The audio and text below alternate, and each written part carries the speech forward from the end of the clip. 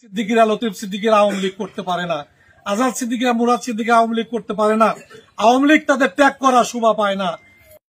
বীরুত্তম, তাকে এই মুক্তিযুদ্ধে তার অনন্য একটি ভূমিকা রয়েছে। বঙ্গবন্ধুর পায়ের কাছে তিনি অস্ত্র জমা দিয়েছেন। সেই কাদের সিদ্দিকীও আওয়ামী লীগ করতে পারে না।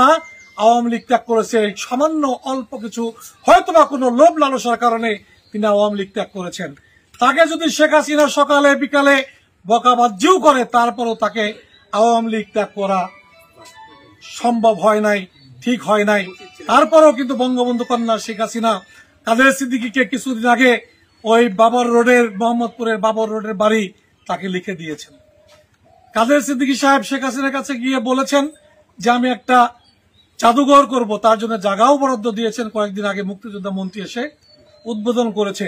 কাদের সিদ্দিকীরা লতিফ সিদ্দিকীরা আওয়ামী লীগ করতে পারে না, আজাদ সিদ্দিকীরা মুরাদ সিদ্দিকী আওয়ামী লীগ করতে পারে না।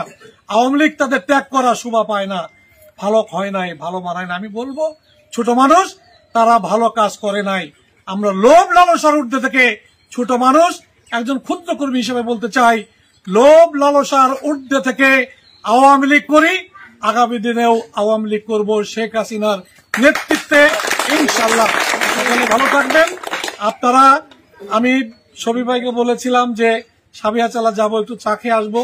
আপনারা আমাকে দেখবার জন্য কিংবা আমার কথা শুনবার জন্য, আপনারা কৃতজ্ঞতা জানানোর জন্য যারা এসেছেন, তাদের সকলের প্রতি আমি কৃতজ্ঞতা জানিয়ে বঙ্গবন্ধুর ছায়াতলে, শেখ হাসিনার ছায়াতলে, শেখ হাসিনার নৌকার পাশে আপনারা সকলেই থাকবেন, এই উদাত্ত আহ্বান জানিয়ে আমি আমার সংক্ষিপ্ত বক্তব্য শেষ করছি। খুদা হাফেজ। জয় বাংলা, জয় বঙ্গবন্ধু, বাংলাদেশ।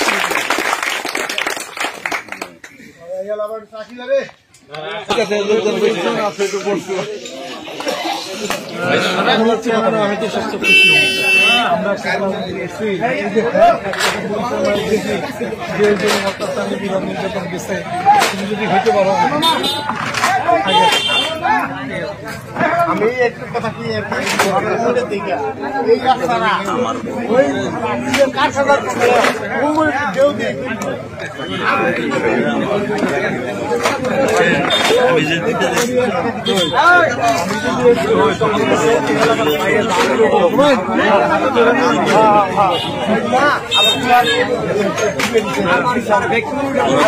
আমার আবেগে